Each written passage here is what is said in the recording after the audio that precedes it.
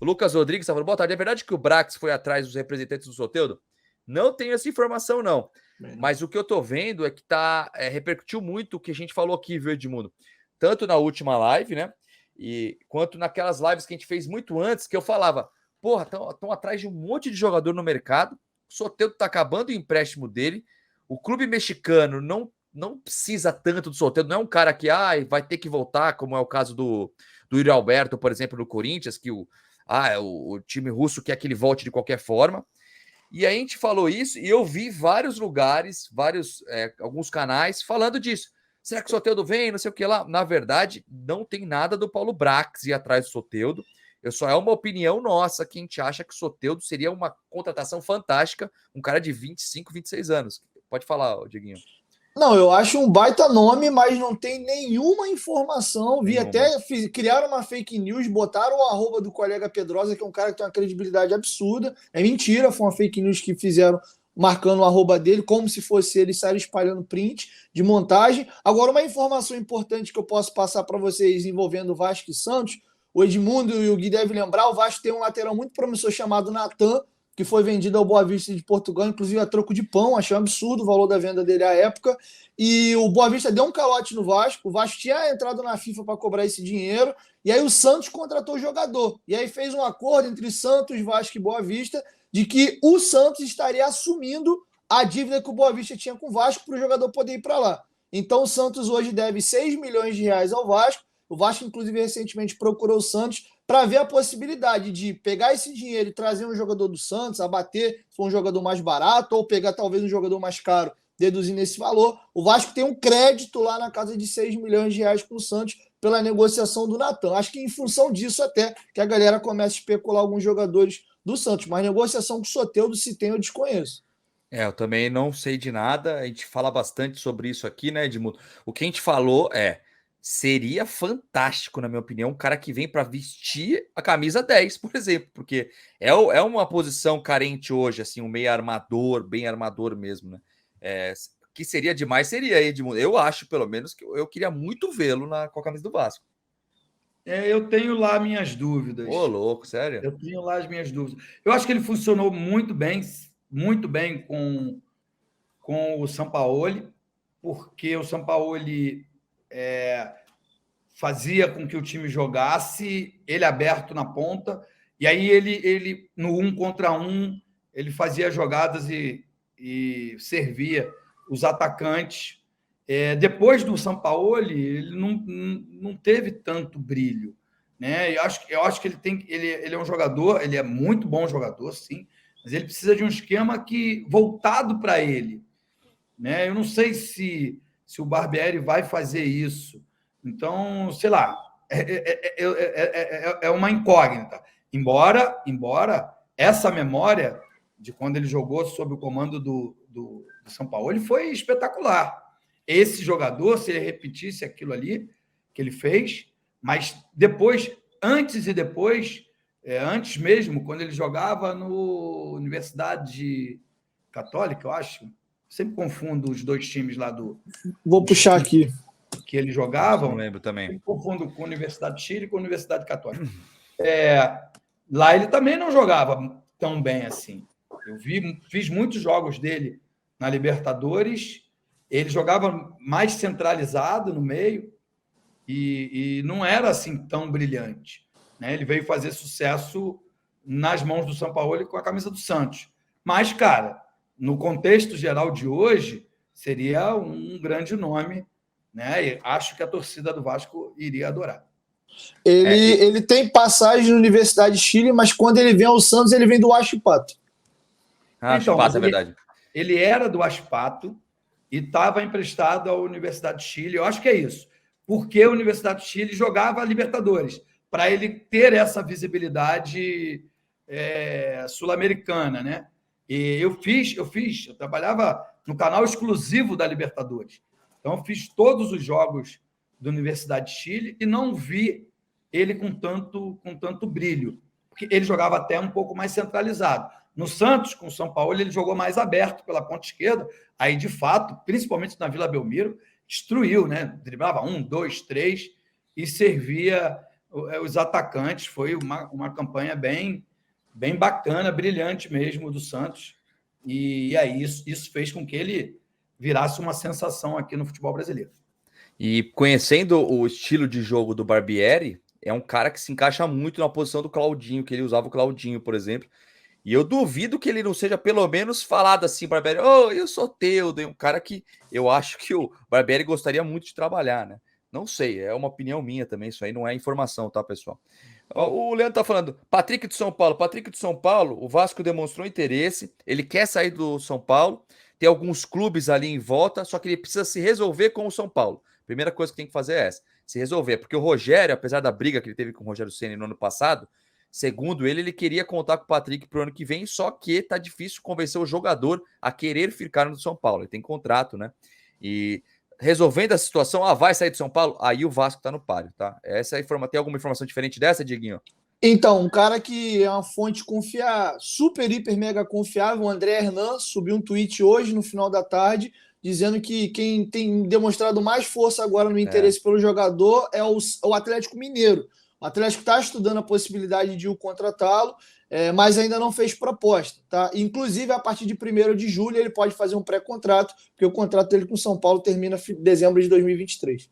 Exato, eu fiquei sabendo que estava o Vasco, o Atlético Mineiro, eu não sei se era o Grêmio ou o Cruzeiro agora, o outro, mas tem alguns clubes aí em volta dele, então não vai ser uma contratação simples não. Só que o Vasco está no páreo também, se realmente ele sair.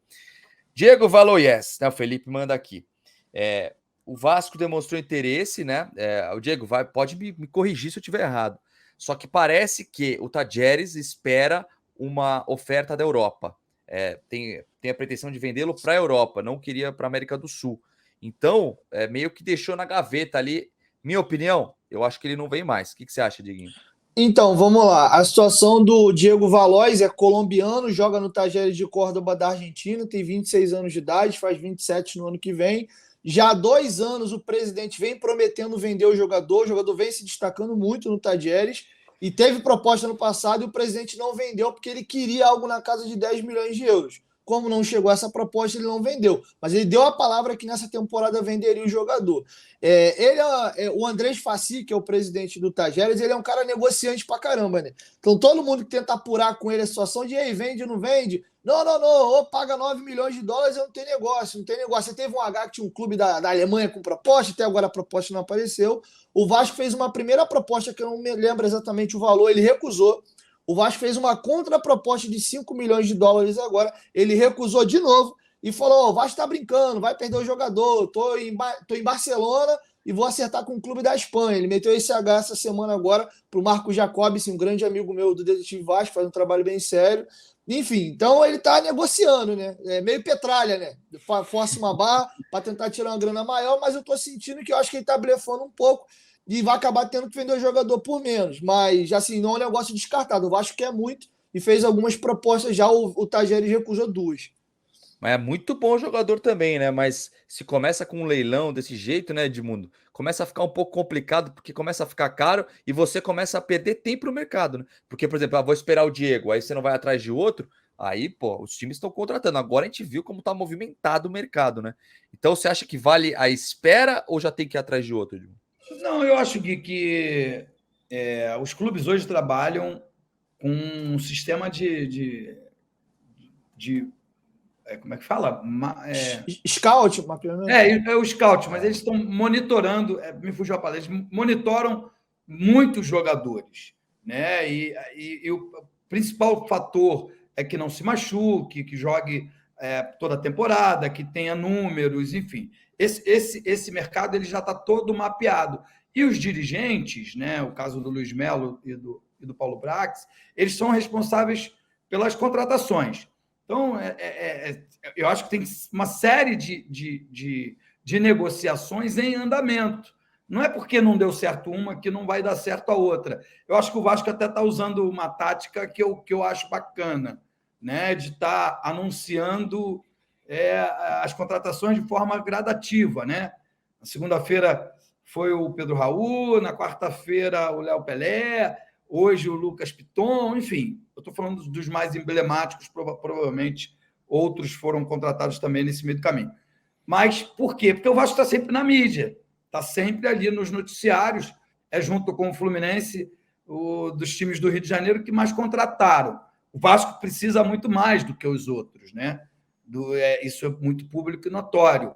Mas tem feito de uma forma que está me agradando, porque são nomes que a torcida está aceitando muito bem. E acho que o Diego, cara, eu sou suspeito, eu acho que o Dieguinho também, porque a gente ama o Vasco, mas, cara, se ele soubesse o tamanho do Vasco, a importância que tem o Vasco no futebol brasileiro, ele vinha correndo, cara, porque se ele fizer um pouquinho aqui do que ele faz, do que ele fez no Tajeres, ele é contratado por gigantes da Europa, sabe? A Argentina é a atual campeã do mundo, tem todo o meu respeito como futebol, mas não tem a metade da visibilidade que tem o futebol brasileiro pelo nosso campeonato ser mais difícil, ser mais disputado do que o campeonato argentino, com todo respeito. E sobre negociações, Gui, tem um bastidor interessante para passar para os torcedores, que é o seguinte: o Vasco, desde a época do Edmundo, que comprou ele da Fiorentina por 15 milhões de dólares, o Vasco desaprendeu, entre aspas, o torcedor a viver isso. Então, o time que tem contratado muito, Flamengo, Palmeiras, essa galera que está no mercado, o torcedor já está acostumado que grandes nomes, as negociações não são no estalar de dedo. Quando você pega os famosos refugos, aquele cara que está encostado no time A ou B, tu chega ali, pede o salário e tal, e o negócio estala o dedo e vai rápido. Mas quando existe compra, tem esse leilão, não, eu quero X, quero tanto, e rola um H daqui, não, mas tem outra proposta ali, aí quanto vai comprar o empresário quer luva, enfim, tem N situações, e são jogadores muitas vezes disputados, tem outros clubes fazendo proposta também, então são negociações mais demoradas. E uma coisa que irritou muito a galera, foi até eu que fiz a pergunta que o Paulo Brax falou que o Vasco não era Big Brother, é o seguinte: naquela coletiva ele deixou muito claro, e eu entendi, eu achei legal até porque eu assisti a entrevista, a live de vocês completa, e o Edmundo falou assim: bom, eu não ouvi do Paulo Brax o que eu queria, mas eu consegui pegar nas entrelinhas o que ele quis passar. E assim, uma coisa que ficou clara é que na cabeça do Vasco, eu até discordo um pouco, a pré-temporada só começa 1º de janeiro. A base de time vai ficar pronta até meados de janeiro.